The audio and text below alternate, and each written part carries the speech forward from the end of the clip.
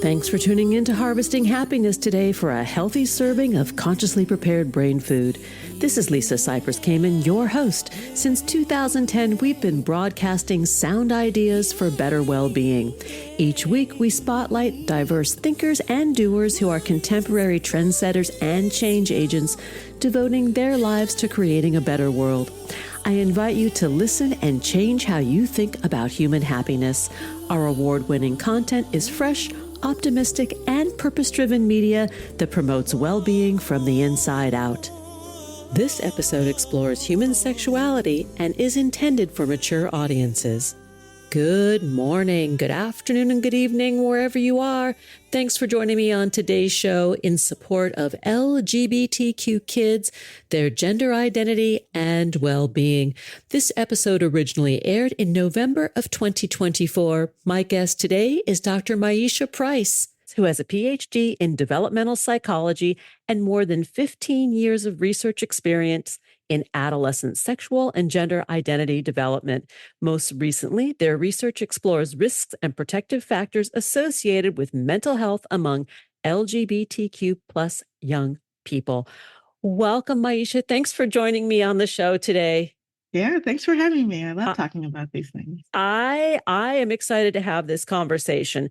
And I was thinking about ways to just jump in. And here's the thing. I am a cisgender mom with two young adult Gen Z kids. And in doing a little bit of research for the show, I learned a very interesting statistic that 20% of Gen Zers self-identify in the LGBTQ plus community. And I just thought that was amazing. Yeah, ultimately, we're finding that, I guess, later or younger generations, that's the word we're looking for, younger generations, the youngsters, yes, are increasingly identifying as LGBTQ plus compared to sort of the, generations that came before. There's a lot of reasons that may be. It could be that they were ultimately the actual true with the capital T number of people who are LGBTQ plus hasn't really changed. It's just that people are more comfortable identifying as such. So we're talking about checking off somewhere or telling someone that you are. And those rates absolutely have changed, but the actual number of people out there who themselves can identify within themselves that they are may actually be the same. And we just we would never know that. But it is, to me, that's a sign of there's a lot of places where you can feel down and sad about the state of the world. But that to me is a small signal of hope and progress that young people are feeling more comfortable being themselves. I agree. I mean, I with my young adult children, I do have this conversation, and their sensitivity and awareness to the LGBTQ plus community is very open-minded, very accepting. There's no barrier, right? It's like kind of a so what. And that makes me really happy that their community has evolved to that place. On the other hand, there is an increased risk for poor mental health and outcomes within the LGBTQ plus community. And I would love for you to talk a little bit about that, because that's the scary part. Yeah, and I think that's the part that a lot of parents, right? Parents like us are afraid of when we think of our young person, because all we want to do is protect them. And then we see that kind of thing and we're like, oh no, we don't want that to be you. And so one of the things that I like to tell people is that there's a middle person or a middle sort of, I guess, thing that's happening there. It's not the identity in and of itself, right? It's not that as soon as someone is part of the LGBTQ plus community, that they're in and of itself going to have poor mental health outcomes. There's this thing that's happening where young people are experiencing stigma, discrimination, rejection, victimization, and all of these things are coming at them on top of all the stressors that they're already experiencing as a young person. Yeah. So if you think about what it was like, for me, it takes a minute. I gotta go back about 20 years or so. To your younger self. Right. To get back to when I was in high school. But I think, gosh, it felt a lot. Like it felt like I was juggling school. I had a part-time job at a fast food restaurant that I absolutely hated. but I wanted to, have extra money. So I went there. I smelled like fries all the time. And, there was just a lot going on in my young life. Some young people are dealing with divorce, they're dealing with moving a lot, they're dealing with all these things, foster care, adoption, all these things that could be stressors in anyone's life. Yeah. Then you add on top of that anti-LGBTQ victimization that is happening to these young LGBTQ plus young people. And so all of those things sort of combine and create this increased risk. So I like to remind folks, if we just sort of do something about that part, right? Yeah. If we do something about that sort of, middle nasty sort of jumble of rejection, then we can probably do something to ameliorate some of these outcomes that we see. Well, I think you hit on something really important is the recognition of all of the physical and emotional and hormonal changes that go on in an adolescent and a rising adult, right? That alone is really tough. And then you throw in issues of sexuality and gender identity, especially if one is living in a rural environment or an environment that is not necessarily so accepting of diversity. Then you've got a whole hornet's nest of issues that need to be addressed, and the availability of services may not be there. Yeah, yeah. If you think about it, if a lot of young LGBTQ people just want that to be the least of what they're dealing with, right? They're similar to straight cisgender kids. Like that part of them is not something they have to really think about, right? Yeah. They're being straight, they're being cisgender. It's not at the forefront of what everyone's talking about. It's No. not the forefront of what everyone is, you know, that's not what people experience bullying, right? Like that's unfortunately, you could have a bad haircut and someone's going to say something to you. Like I remember getting bullied in middle school. It wasn't bullying. I won't call it bullying, but I remember someone was upset with me and wanted to fight me because of my hairstyle. And to this day, I don't know why. It was so random, but it was my hairstyle and it wasn't my gender identity or my sexual orientation, right? Like my hairstyle was going to change within a week. Like it was like, not, this isn't a big deal. I ignored it and we moved on. But if it were something like a core part of my identity, then that changes, that experience Yeah. changes, right? And so I think that's something that young people are like, just let's not make this part of like, I just want to be like everyone else. Like I enjoy volleyball and I want that to be something we talk about and something that we're focused on. Like I missed the shot at the basketball game. Like, get on me about that, but leave my gender alone. And I think that's Yes. the core of what's going on. And so, yeah, I think when they do feel alone and very targeted and very specific, it can be very harmful in that sense.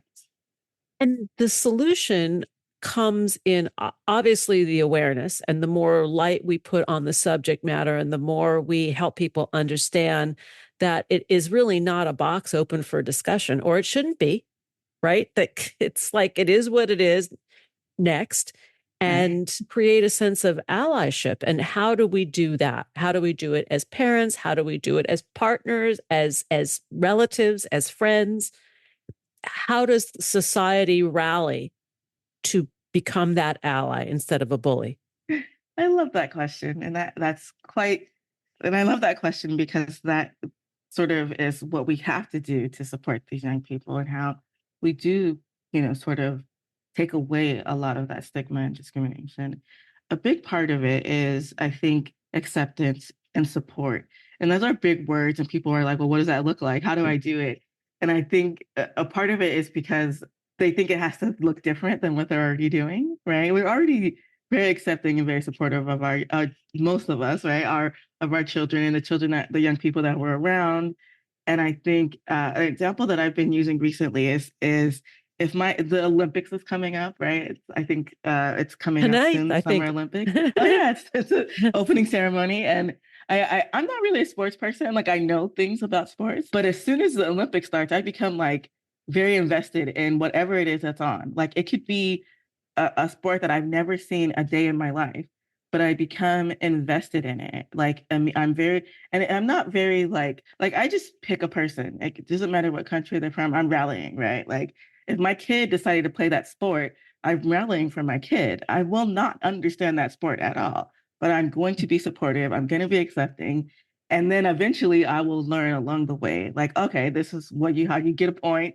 This is how you, and I think we have to think about that when it comes to sexual orientation and gender identity. We may not understand any of it, right? But we can still be supportive and accepting of it, right? We can say, great, I thank you for sharing that with me. What can I do to support you? And it very well could be nothing, because young people, in my experience, they're like, hey, I just wanted you to know, but like, don't be cringe, leave me alone. Like, let me do my thing. And that's okay. But I think the first step is sort of being there and letting them know that you're a supportive person and you're going to be there for them. That's just like a very first step. Yeah. Like very basic, very elemental. Yeah. I love you. It doesn't matter to me, like who you choose to love, how you choose to express that. It is separate from the fact that you're the human that I love. Period. I mean, I think it's a very root primal thing. And if we want healthy children, that's how we need to love them. Yeah. And that's hard for some people, because what we fear, what we don't know, we fear. Like, is this going to rub off? Like, is this contagious? It's like, I think there's just a lack of understanding because there's judgment that somehow this is wrong or negative. It just is. Some flowers are white, some flowers are yellow. I mean, that's just the way it is.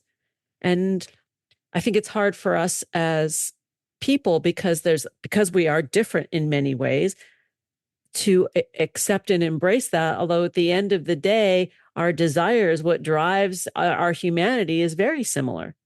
Yeah. And I think you're speaking on something, because we do want likeness. It is a very natural human element. And it particularly when we're afraid, like we're social beings, and we want the people we care about to be like us. Like that's just, and it's sort of built in there.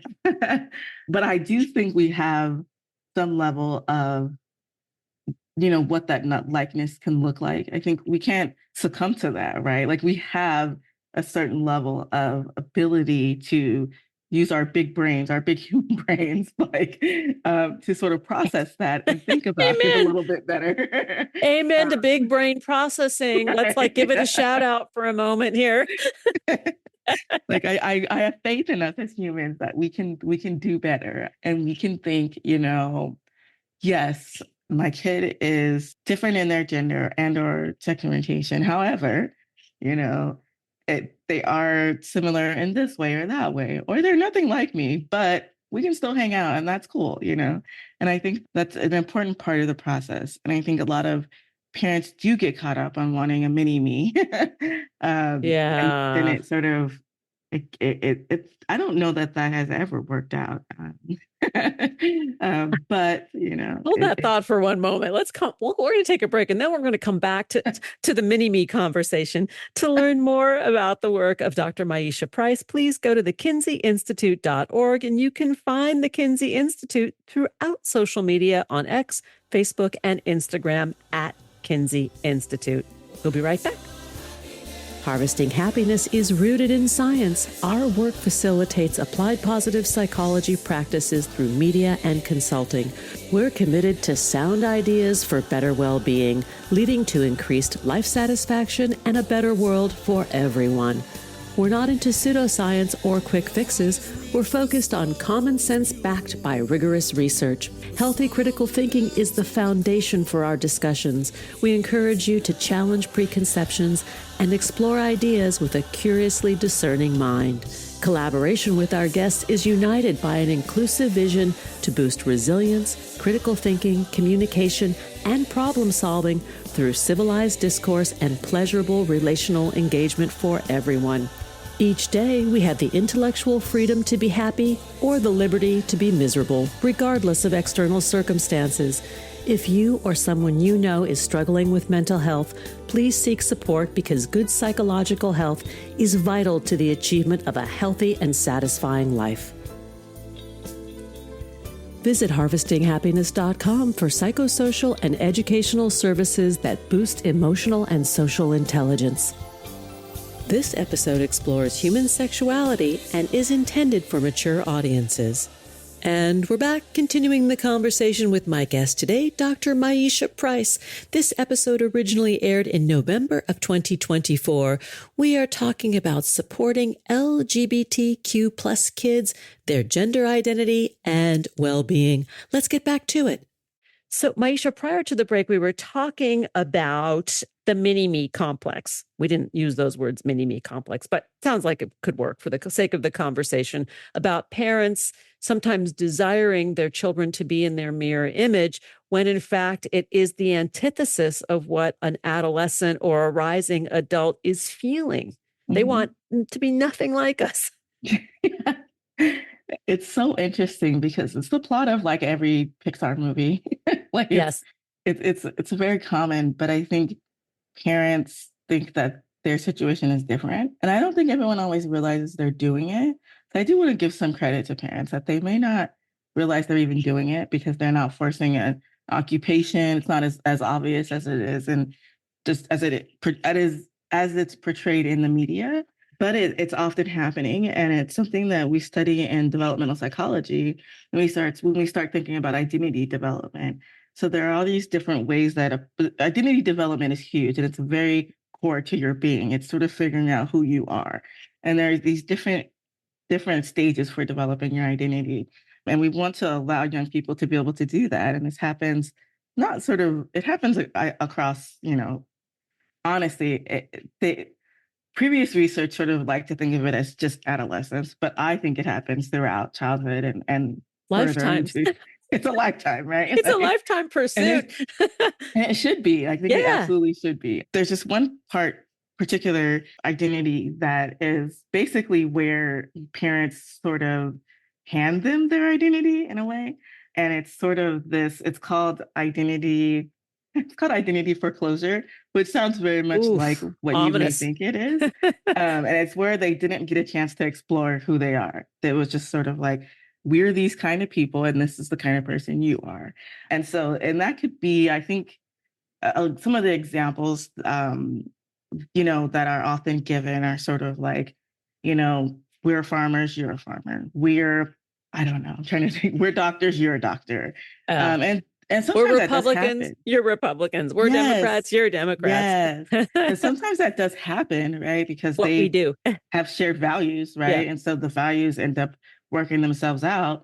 However, oftentimes it's because they didn't have a chance to explore them, right? They didn't have a chance to leave the church and come back after deciding, yes, I do believe the same things, and now I'm back to worship alongside my parents. They didn't have that opportunity to do that. And so then these different types of identities are associated with different outcomes in terms of mental health and well-being as an adult. And so I won't get into that. But what I will say is what we want to have is identity achievement, which is where they get the opportunity to explore that. They get the chance to figure themselves out. They get in this opportunity where they don't have a lot of pressure on them. They don't have all these expectations. They just get to try different things out. This is maybe who I am today. This is me. Just kidding. That didn't really work out for me. Right. But maybe I'll do this. And I know that well. Yeah. And with my own kids. Yes. We all think about it like the emo phase, right? Like that's very common. Oh, everybody goes through an emo phase and then they're done with it. But that's the one I could think of often, that like this was probably during a lot of people have a phase where they did something and then they decided, just kidding, that's not who I am. But I tried that on, it wasn't me. I think something that's happening more common now is that sort of playing with identities is more visible to more people than it was in the past, because we have social media and like everyone gets to see you playing with an identity. and you put it in your bio, you put it, you tell everyone. And then it might be harder for you to come back from that because it becomes, part of your online persona or whatever the case may be. And so I think people see that and they don't realize that this is a young person who's just exploring who they are. It's like the weather, right? Or the winds, the winds, blow in and they blow out. And I think that's the way it should be. It's taken me a while with my own adult children to understand that there's a sort of capriciousness to their behavior. And it's as it should be, right? Because they're test driving things.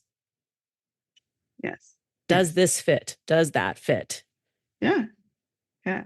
And like I said, I hope that adults, I hope that, people continue to do that into 40s, 50s, once children, 60s, leave the 70s, nest, 80s, then get to do 90s. it all over again. Well, maybe it's cyclical too, right? Like you hear of people going, maybe living one type of life, and then they go through a midlife evolution or transformation, and they're reborn into another identity and a Mhm. completely different life. And that's pretty liberating, Mhm. that we get to live in this time where that's possible. Yeah, because we're living longer, and that's Yeah. amazing. Like we get Yeah. to decide maybe I'll have a different career.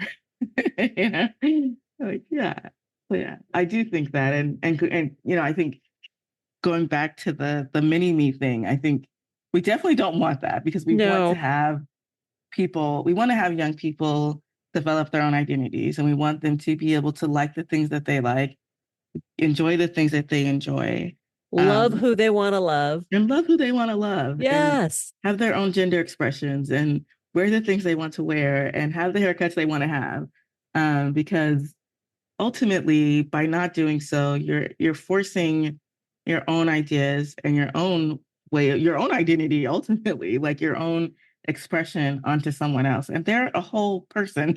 Like they are not you. They are not, I think people think this is me. Like this is a combination of my DNA and someone else's. But the way that happened is so special and beautiful that it actually is, and it's not as simple as that. And it's such a like the way that combination happened is so far removed from you that this is a totally new, unique person with their own ideas and thoughts and feelings, and those should be respected. They should. And there's also like kind of a randomness to it as well, right? It's a little Oh bit of yeah. like the luck of the draw. Like you never know what you're going to get from the combination of that egg and that sperm and Yeah. that human. And it's interesting. Like as a parent, we're both parents. Like I mean, it astounds me every day still. Like, wow, that person is all that. It's Yes. amazing. Yes, I'm much more introverted and my kid is much more extroverted. And there are times I make decisions purely for this kid. And I'm like, yes, like if I had the choice, I would have a giant library, live in a mountain, and decide when to interact with people. But I would never do that to my kid because it wouldn't be healthy for Yeah. my kid to be in For that who he situation. is. Yes, exactly. For who my kid is. That's not part of how they want to live life. And so, we're thinking, where are we going to travel? And my then 5-year-old was like, I want to go to Miami or Vegas. And I'm like, how do you even know New York Yeah. How do you City? know these places at Yeah, 5 years old? exactly. But they're all very extroverted cities. And that's Wow. that's like also about like being a good steward, right? Like if you think of our job as a parent is to be like a steward or a shepherd or the caretaker of this little person's soul and life Yes. so they can fly, they can Yes. launch. Yes. And that's why I love the work that you're doing, the research that you're working on, because it forces us to look at our children a little bit differently, right? Not so cookie cutter.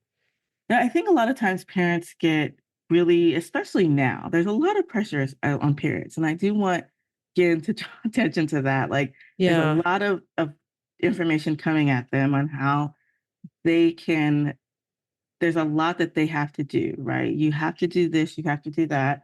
A lot of it, I will say off the bat, is not coming from people who have done work in the area. A lot of it's coming from social media moms, right? Like there are content creators who are like, get these wooden toys because anything that has plastic is going to cause cancer.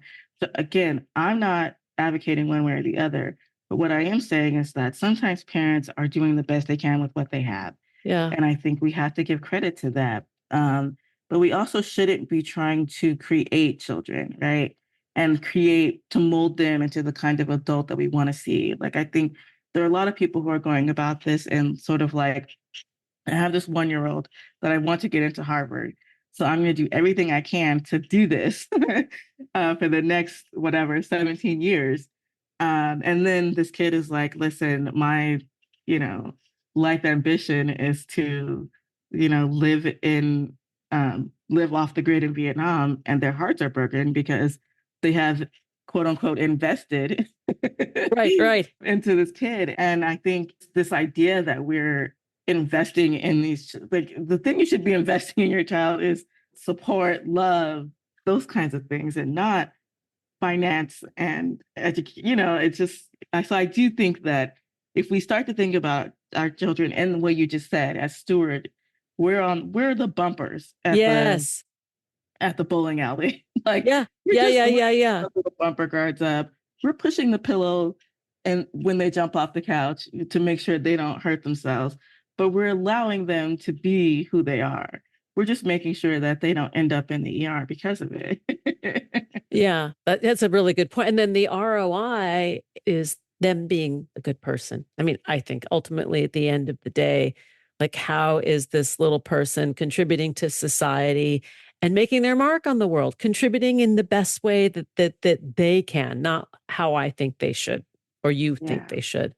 Yeah, that's absolutely, at least my goal as a parent. When Me people too. ask, I think there's this expectation as a developmental psychologist that I have, oh, well, you have a PhD. I know that you are, constantly enforcing, these, educational things. And I'm like, actually, I care a lot about my kid not being the bully at school. Like, I Yeah. want my kid to think and not to do nice things because it's sort of like I get attention for doing nice things, but because I want to do nice things. Like, I want to do the right thing because it's the right thing. And so I do things like, we were driving and there was someone who had a sign up saying, "I'm hungry." It was just like, "I'm hungry, I need food." And my kid can read and saw it. And so I could see them looking in my rearview mirror. And I said, "Do you have anything?" And so they started looking around and they opened up a little backpack and pulled out a snack and put the window down and handed kids always have some random snacks, Yeah. like some granola bar thing. And the person was very, very, very grateful. And so it's things like that that are important to me. It's sort of like, That's I where we want should you focus. I want you to think for yourself and figure out what is right for you. That's good choices. We're out of time, but the story that you just told me about your son really typifies the real world inclusive well-being that we're talking about. A bit different than your subject matter expertise, but it all ties together, that ultimately at the end of the day, it's about doing the right thing. Yeah, because I think if young people are in that frame of mind, then they're also not going to go to school and bully the queer kids, right? Yeah. Yes. They're Yeah. not going to go. And so I think that's what it boils down to is let's just be good people to each other. Dr. Myeshia Price, you're going to come back, I hope, sooner than later. We're going to finish this conversation. To learn more about Dr. Myeshia Price's work, please go to thekinseyinstitute.org. On X, Facebook, and Instagram at Kinsey Institute. Dr. Price is an associate research scientist at the Kinsey Institute. That was so much fun. Thank you. Thanks for joining us on Harvesting Happiness today. This is Lisa Cypers Kamen on behalf of my guest, Dr. Myeshia Price, wishing you kind thoughts, kinder words, and the kindest of actions. Until next time, remember, happiness is an inside job. Happiness is your inside job. Please go out and rock your day and remember to be kind to one another. Want to explore more sound ideas for better well-being? Check out our new bonus edition content at More Mental Fitness by Harvesting Happiness on Substack and Medium. Subscribe, listen, and share hundreds of downloadable episodes wherever you get your podcasts. Connect with and follow us on most social media channels. To learn more about lifestyle management and mental fitness consulting services, please visit harvestinghappiness.com. Harvesting Happiness and More Mental Fitness are produced by Lisa Cypers Kamen, Andrea Mengele, Robin Boyd, Andrea Daly, and the excellent team at Podfly Productions, including Eric Begay, Kimberly Beck, and Alec Guess, in collaboration with TogiNet Radio, KBUU, RadioMalibu.net, and is available on PRX, the Public Radio Exchange.